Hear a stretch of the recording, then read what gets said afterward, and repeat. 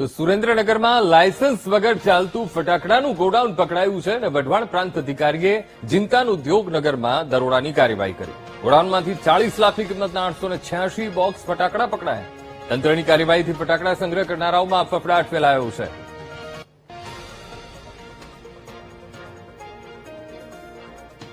તો ગેરકાયદે ફટાકડાનું ગોડાઉન વઢવાણથી પકડાયું છે સુરેન્દ્રનગરમાંથી અને મહત્વપૂર્ણ કાર્યવાહી. લાયસન્સ વગર આ ગોડાઉન ફટાકડાનું ધમધમી રહ્યું હતું અને પ્રાંત અધિકારીની મહત્વપૂર્ણ આ કાર્યવાહી દરોડાની કાર્યવાહી કરવામાં આવી અને જેમાં 40 લાખની કિંમતના ફટાકડા જપ્ત કરવામાં આવ્યા છે.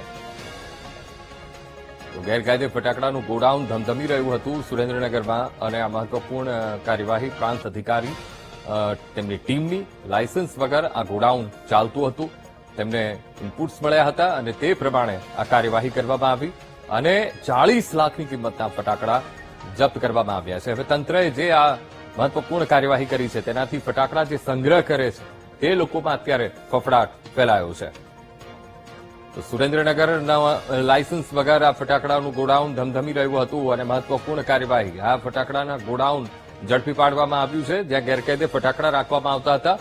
વઢવાણ પ્રાંત અધિકારીએ જિંતાન ઉદ્યોગનગરમાં આ દરોડાની કાર્યવાહી કરી. તો આજ મુદ્દે સંવાદદાતા સચિન ફોનલાઈન પર. સચિન, સુરેન્દ્રનગરમાં લાયસન્સ વગર ચાલતું ફટાકડાનું ગોડાઉન પકડ્યું છે. વઢવાણ પ્રાંત અધિકારીની આ મહત્વપૂર્ણ કાર્યવાહી. સચિન, જો વાત કરવામાં આવે તો સુરેન્દ્રનગર જિલ્લામાં દિવાળીનો તહેવાર નજીક આવી રહ્યો છે ત્યારે વઢવાણ પ્રાંત અધિકારીએ બાતમીના આધારે જિંતાનગર ઉદ્યોગનગર ઉપર રેડ કરતા લાયસન્સ વગરનું ફટાકડાનું ગોડાઉન ઝડપી પાડ્યું હતું અને 40 લાખનો મુદ્દામાલ સીઝ કરી અને આગળની કાર્યવાહી હાથ ધરી હતી. જી બિલકુલ સચિન, સમગ્ર માહિતી સાથે જોડાવા બદલ આપનો આભાર.